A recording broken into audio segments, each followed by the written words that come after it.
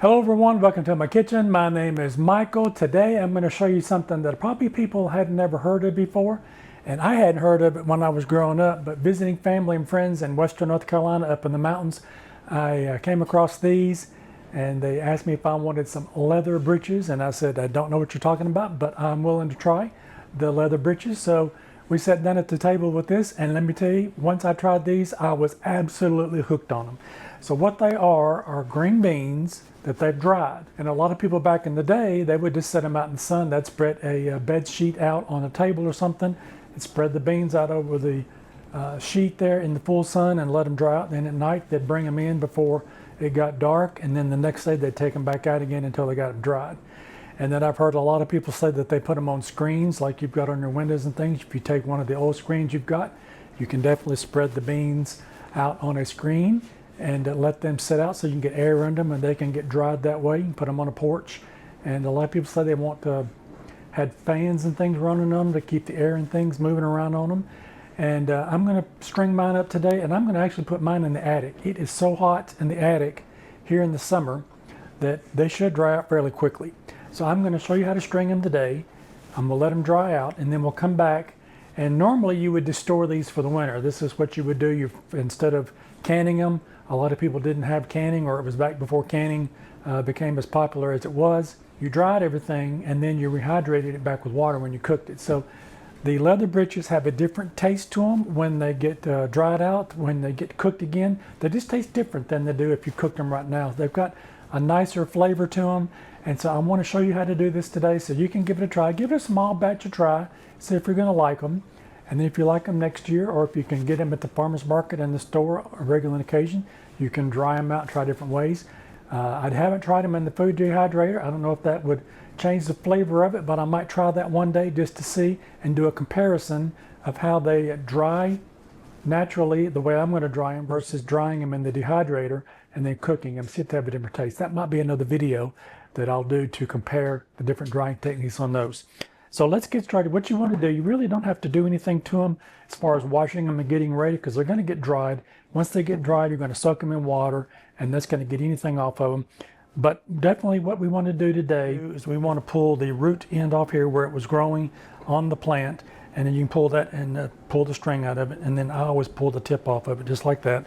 And if there's any bad places on them, you want to take those off now and to get these prepared. So I'm going to go ahead and prepare these beans and pull the strings out of them, and we'll come back and I'll show you what we're going to do next. Now, what I was talking about, if you got any bad places on them there, you definitely want to take that off. We don't want that on our bean. And then there's nothing really on the other side there, but you can cut the end of it off like that. It's not going to hurt it as far as what it's going to do to dry them. So, all right, I've got my beans prepared now. I've got the ends pulled off of them, and I got some small pieces here. So definitely you can have the small ones too. If you want to break them up, that's fine. I don't do that. At the end there, you can actually break them once they're dried if you want to do it that way. But these are ready to go now. And so let's get started with the next process. So I've got some string here that I've got, and it's not just normal thread. It's just a little bit thicker string that I've got here. And I've got a needle. This is a fairly good sized needle that this is. I got it because of how thick the thread was.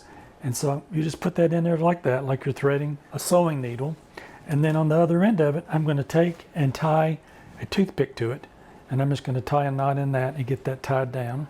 All right, I've got the knot tied in my toothpick now, and I'm just going to grab one of my beans. And you can do it any way you want to. If you want to run the needle into the top of it, that way they're kind of hanging down like that, you can do it that way. You can put it in the middle, which is what I'm going to do with them.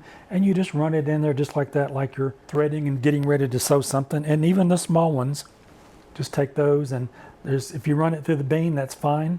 Just run it through there just like that, and just let it fall down. And we'll keep doing that until we get all of them strung up. So I wanted to show you as we're going, I've got several tied on there, and that's what that looks like. So they're going to fall the way they're going to fall, and we'll continue stringing these. All right, I've got one row strung. I'm going to continue to work on those, but I wanted to show you what those look like. They're going to hang just like that in my attic. So wherever if you've got a screened-in porch you want to put these on, you can hang them outside. As long as they don't get wet or the moisture gets to them, they'll be fine. So I'll work on my next set, and I'll show you how many I get. All right, I've got all of my beans strung now, and I got 2 sets of these here. So this is a good mess of beans that I've got. So I'm going to go put these in the attic and let these dry out. And when I come back, these will be dry, and I'll show you what they look like. And then we'll show you how to preserve them if you don't want to cook them now for winter. And then I'm going to go ahead and cook these and show you how to cook them. So stick with me, come back, and these will be dry, and I'll let you know how it went, how many days it took. I am back, and I've got my green beans now, and I want to show you what these turned out to be. It did not take long in the attic for these to get to where they are now.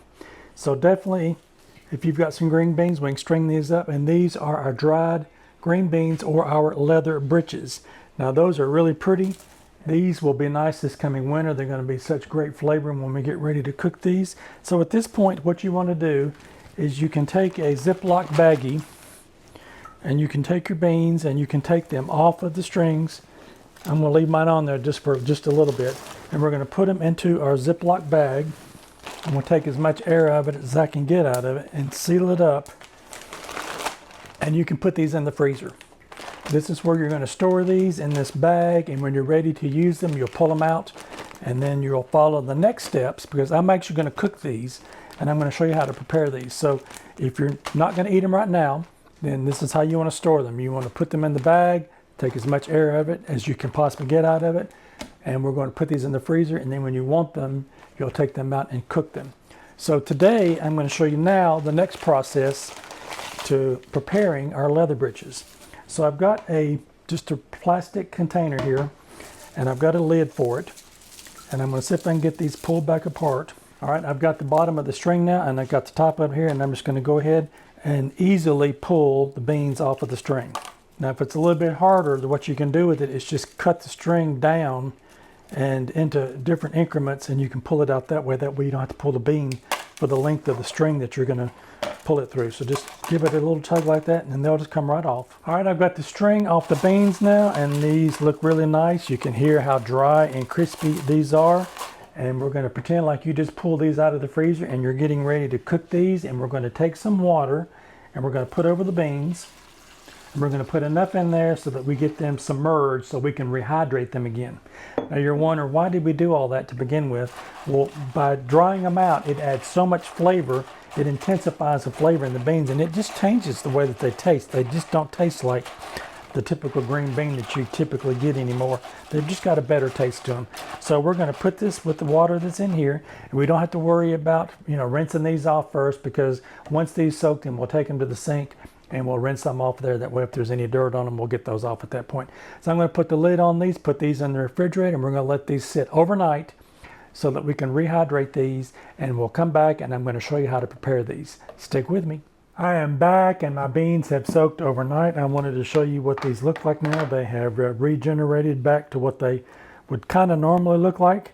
So you can see here they still don't have that same consistency that they did before.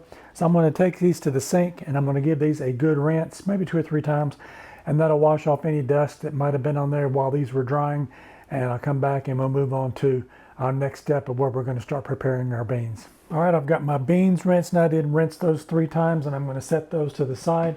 And now we're going to start with our other ingredients. I've got 3 strips of hickory smoked bacon here that I've cut up into little pieces. If you want to use hog jowl, you can, or ham hock, or turkey neck would be really good. If you've got salted meat, you can definitely use that. I've got some of this here because I really like the taste that the hickory smoke and the bacon gives out. So I'm just going to brown this really good and give this a nice cook. Now if you wanted your leather britches to stay vegan, you can leave this part out here and just we'll put in a couple of tablespoons of olive oil. That way we can saute the vegetables on the next part of it. So this is completely optional if you don't want to put this in, but I really like the flavor that it's going to add to it. As you can see here, I've got my bacon done to where I want it now. It's not really crispy to the point where it's just overdone. So we're going to go ahead and now I'm going to put in, I've got a quarter of an onion here. This was a medium-sized onion. Just going to drop that in. You just kind of want to take a look at how many beans you have. If you've got quite a few beans, you might want to put a little bit more in. But with the amount of beans that I had, and I'll show you those again right here, I'm just going to put in just a little bit of onion just to add a little bit of seasoning to it. Now all those brown bits I've got on the bottom there, the fond, that's going to come up when these beans cook, and it's going to add so much more flavor to the beans. All right, my onions now have become a nice translucent, so definitely want to cook those to that. Now I've got a clove of garlic here. This was a fairly large clove. So if you've got a couple of small ones, you can put those in, and I've just given that a little fine mince on those. And with this, we just want to cook these for 30 seconds to a minute, as garlic has a tendency to want to try to burn. So definitely keep a watch on that, and just kind of give that a stir around. And you'll know when you smell it that it's ready for the next process. All right, the garlic is done now. I can smell the nice flavor that's putting into my base here. And I'm going to go ahead and add a little bit of my chicken stock. And I've got some of my homemade chicken stock here. If you don't know how to make chicken stock, I'm going to put the link in the description box. I just made this recently, and you can go check that video out and see how to make chicken stock. But if you don't have any, you can definitely use the box, but homemade is so much better. And again, if you're keeping this vegan, just use a veggie stock, or you can just use water if you'd like. And with the little bit of stock that I put in here, I'm going to take the side of the spatula, I'm going to deglaze the bottom of this pan to get all those flavors in there, and that just come off there really easily and nicely. Okay, now we're ready to put in the beans. I'm just going to go ahead and put those here on the top. All right, I've got my beans in there. I'm going to continue now with my chicken stock, and I want to give enough water or stock to be able to cover the beans up. Let's give this a stir around. It's looking really good. I want to bring this up to a boil now. My leather britches have come up to a nice boil now, so I've got some ground black pepper. I'm just going to put a little bit of that on the top. I'm going to reserve the salt, and we're going to taste that towards the end. If you put any in your chicken stock, you definitely want to wait until you do that taste on that, because if you're adding it now and you get the commercial chicken stock, it might have way too much salt in it. I didn't put any salt in mine. I'm going to let mine cook just a little bit, and then I'm going to come in and give it a taste to see if we need to add any salt. The meat that you put in there might be a little bit salty too. If you use a fat back or hog jowl that is salt cured, then definitely wait on adding any more salt just for that reason. Now that these are boiling, I'm going to turn these down on low, and I'm going to put the lid on it, and I want to simmer these until these are fork tender. Having these soaked overnight is going to really help that process up to cook these, but definitely you'll need to cook these, and I'll come back and let you know how long it takes. Again, this is on low, and check and periodically give them a stir so that they're not sticking on the bottom, and check the level of the water or the stock that you've got in it to make sure that the beans stay covered. You definitely don't want that to cook off dry on that. So I'll see you back when these are done. I am back, and my leather britches are done. I wanted to show you what they look like. They did simmer for about 3 hours, and that's all going to depend on how fast you simmer those. If you've got your stove, it's set a little bit higher, it might not take as long. I let these, like I said, cook for about 3 hours, and I wanted to show you what these look like. These look absolutely incredible. You can see how they got that meat in there and that little bit of that liquor, as I want to call it, pot liquor in the bottom of that. And I'm going to take a few of these out and we'll give them a try. These look absolutely delicious. And again, you want these to cook until they are fork tender to where you like them. So if you like them on a little bit more on the firmer side, you can definitely do that. I let these cook down to where these were really tender. I'm going to give these a try and we'll see what they taste like.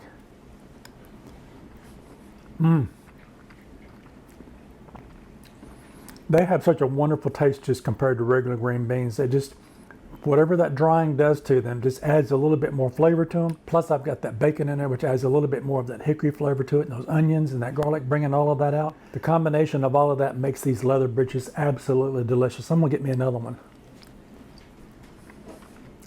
These are so good. I know you're gonna love these.